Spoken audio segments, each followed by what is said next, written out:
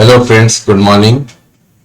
In my previous video lectures, I have explained high voltage testing of insulators, bushings, isolators and circuit breakers. In this video lecture, I will explain the high voltage testing of cables. Cable is a very important electrical equipment for transmission of electrical energy by underground means. So basically, it is used to transmit the energy by underground means. Otherwise, we are transmitting the energy through overhead transmission lines. Testing of power cables only is considered here. So we are here in this article, we are considering testing of high voltage cables only. Now let us see what are the different tests which are performed on cables. First, it is mechanical test, which includes bending test, dripping and drainage test, and fire resistance and corrosion test. Then there is thermal duty test, then dielectric power factor test, power frequency withstand voltage test, impulse withstand voltage test, partial discharge test. So these are the different tests which are performed on high voltage cables. Along with this, there is one more test that is called as life expectancy test. So first, let us see how the cable samples are prepared for high voltage testing. For overvoltage and withstand tests, samples have to be carefully prepared and terminated. Otherwise, excessive leakage or end flashovers may occur during testing. You must have observed the cable. Inside there is core to which we have to apply the high voltage, and outside this core or surrounding this core there is insulation which is to be grounded. Now if we are not preparing the cable for high voltage testing in proper way, then as soon as voltage becomes high, there are chances of flashover from the core to the earth insulation, that is outer insulation. Therefore, we have to prepare the cable in such a way that such type of flashovers do not occur. The terminations are usually made by shielding the end conductors with stress shields to relieve the ends from excessive high electrical stress so that flashover does not take place. During power factor test, the cable ends are provided with shields so that the surface leakage current is avoided from the measuring circuits. Otherwise, this will cause the error in measurement. The normal length of the cable sample used varies from about 50 cm to 10 meters. Now let us see how dielectric power factor tests are performed.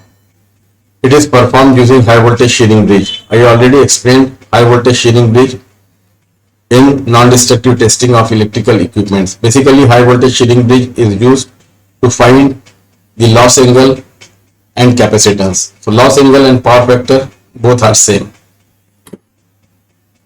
If testing transformer is not capable of supplying the required charging volt amperes, that is reactive power, then a choke is used in series with the cable to form a resonant circuit.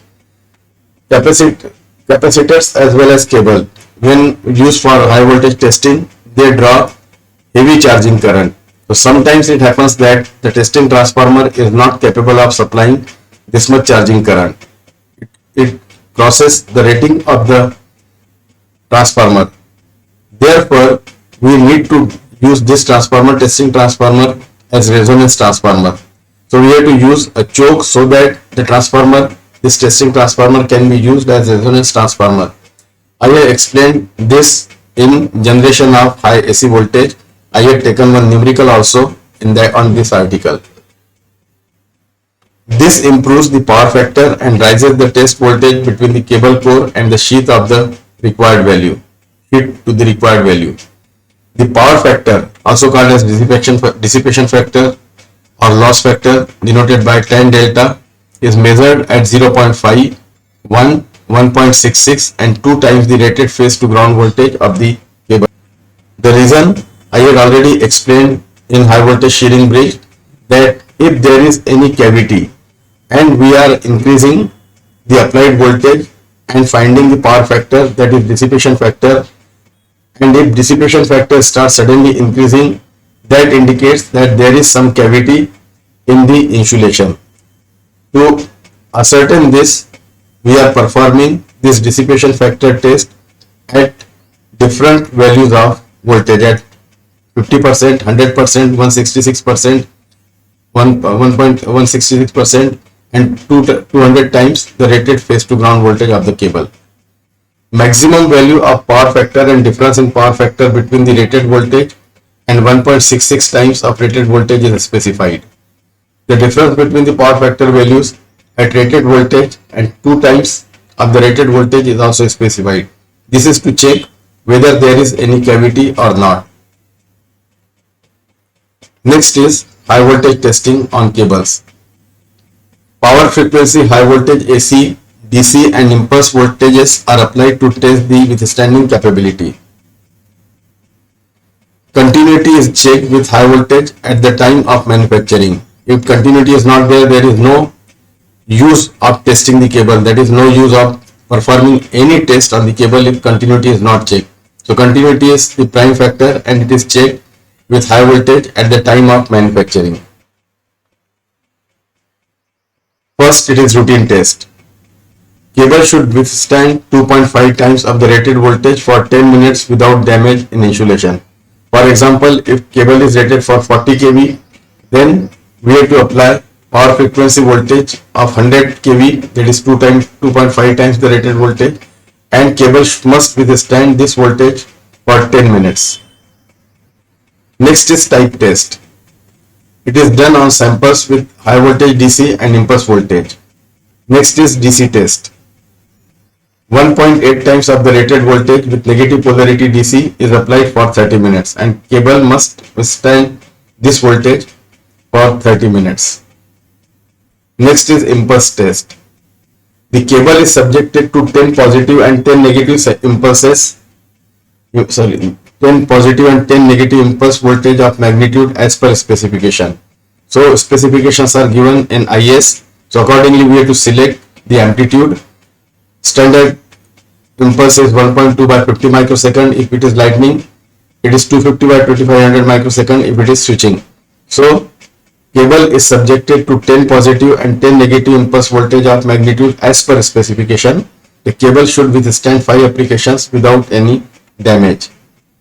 After impulse test, power frequency and power factor test is conducted to ensure that no failure occurred during impulse test.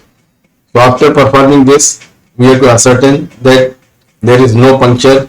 So we have to perform the power factor test after this impulse test. Also power frequency test is also performed. Next is partial discharge test. See, when we are testing the cable at different voltages by shearing bridge, it gives just the rough idea about the cavity. But before putting the cable into practice, it is necessary to perform the partial discharge test. So partial discharge test is conducted. Lifetime of insulation depends on the internal discharges. So partial discharge measurement is important. In this test, weakness of insulation or faults, that is cavity and its location, can be detected.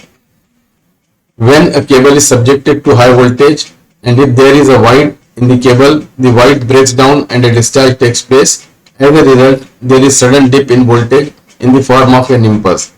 Now this is the electrical equivalent circuit of the cable for discharges. That is when we are applying the transient voltage. So when a cable is subjected to high voltage and if there is a void in the cable, suppose at this point there is void, at some voltage this will breaks down and discharge takes place. As a result, there is sudden dip in the voltage because here it is just like a short circuit. So closing of this switch, so there is sudden dip in the voltage and it is in the form of an impulse. This impulse travels along the cable. The duration between the normal pulse and the discharge pulse is measured on the oscilloscope, and this distance gives the location of the void from the test end of the cable. The shape of the pulse gives the nature and intensity of the discharge. So once we record this discharge voltage, the distance gives the idea about the location of the void from the test end of the cable, and the shape of the pulse gives the nature and intensity of the discharge. Last test is the life test. It is performed for reliability studies in service. Accelerated life test conducted with increased voltage to determine the expected lifetime, because we want to conduct this life expectancy test in certain time frame. So this type of test, when it is conducted in certain time frame, we have to apply the higher voltage. Therefore, it is called as accelerated life test. The relation between the maximum electrical stress EM and the life of the cable insulation in hours, that is T, approximately follows the relationship. This is the relationship. This is the electrical stress. P is the time in hours, and K and T are constants. K is constant and it depends on field condition and the material, and N is life index and it depends on material. By conducting long duration life test at increased stress, that is 1 hour to about 1000 hours, the expected life at the rated stress may be determined. So this is all about the testing of the cable, high voltage testing of the cable.